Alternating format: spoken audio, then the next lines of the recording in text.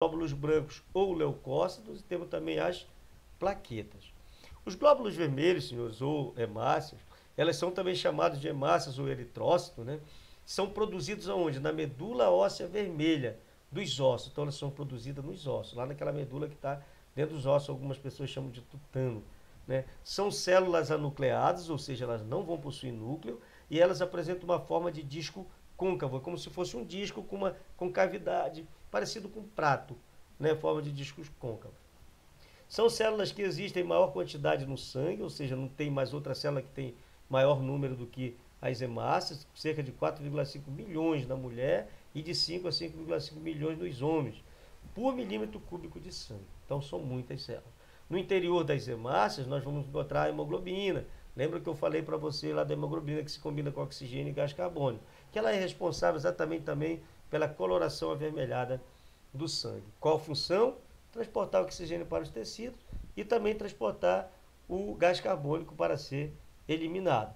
Quando o sangue está muito saturado de oxigênio, ou seja, ele está um sangue arterial com muito oxigênio, ele tem uma cor vermelho vivo, é o sangue arterial. Quando ele tem uma cor vermelho escuro, a gente diz que ele está saturado de gás carbônico, é o que a gente chama de sangue venoso. As hemácias, elas têm um período de vida curto, elas duram de 90 a 120 dias. Após esse período, o que é que acontece com elas? Elas morrem e são removidas do sangue, tanto no baço, que é lá do sistema linfático, nós vamos estudar, quanto no fígado e na própria medula óssea, eles são eliminados do sangue. Glóbulos brancos, senhores, são também chamados de leucócitos. Esses não são anucleados, esses possuem núcleo e conforme o tipo, eles vão possuir forma e tamanhos variados. Por exemplo, nós temos os leucócitos granulados e os agranulados. Granulados, vamos ter o neutrófilo. Qual a função do neutrófilo?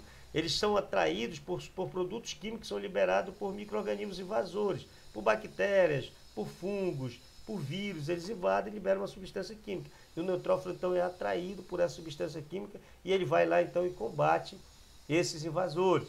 Os eosinófilos, eles participam das reações alérgicas, liberando histamina, que é uma substância lá que vai combater as alergias, as reações alérgicas no organismo. E os basófilos, eles vão impedir a coagulação do sangue para a chegada de novos leucócitos.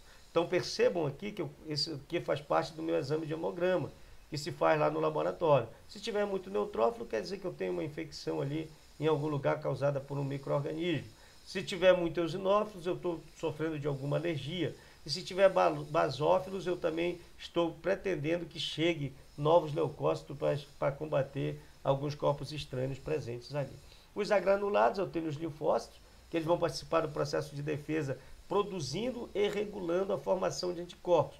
Os anticorpos são substâncias que elas são produzidas e elas vão combater o organismo, tipo desativando aquele micro-organismo, o mecanismo de ação daquele micro-organismo. E os monócitos, que eles vão originar umas outras células chamadas de macrófagos, que são especializadas em fagocitar, ou seja, em engolir, em englobar.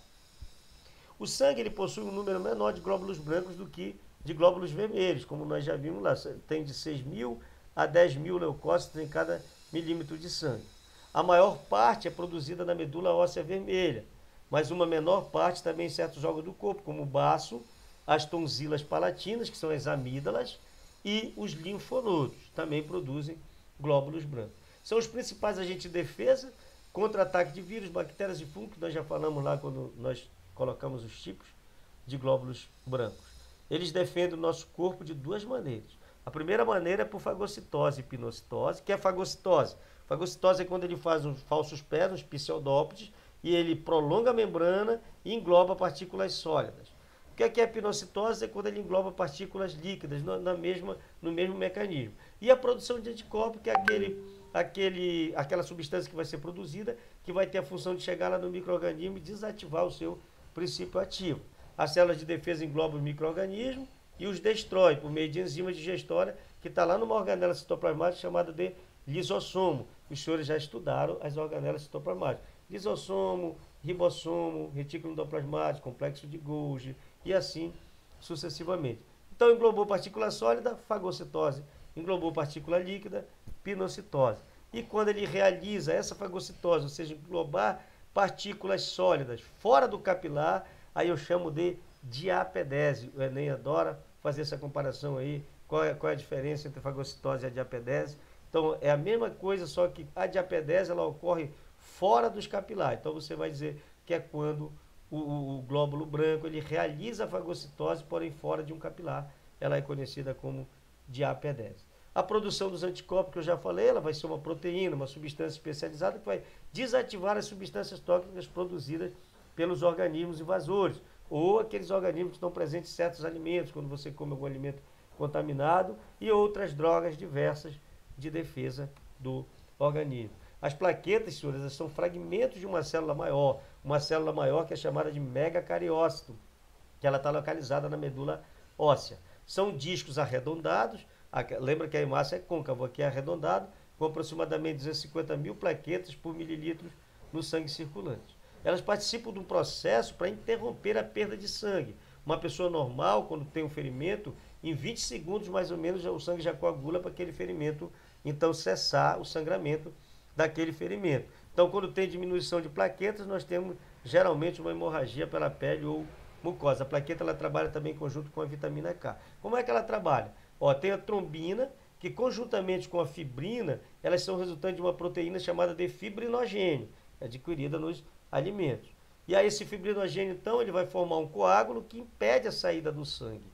Este processo, senhores, que resulta da intervenção das plaquetas, ele designa-se por coagulação de sangue. E é a principal função das plaquetas. Então ela vai se reunir lá, vai fazer todo esse procedimento com a trombina, com a fibrina, lá ela pega o fibrinogênio e transforma isso, mas ela precisa também da vitamina K, que é adquirida também nos alimentos, para que a gente tenha então um grande êxito na coagulação do sangue. Então aqui, fibrinogênio no plasma, aí aqui você sofreu a lesão, aglomerou a plaqueta, pegou o fibrinogênio mais a trombina e formou a fibrina.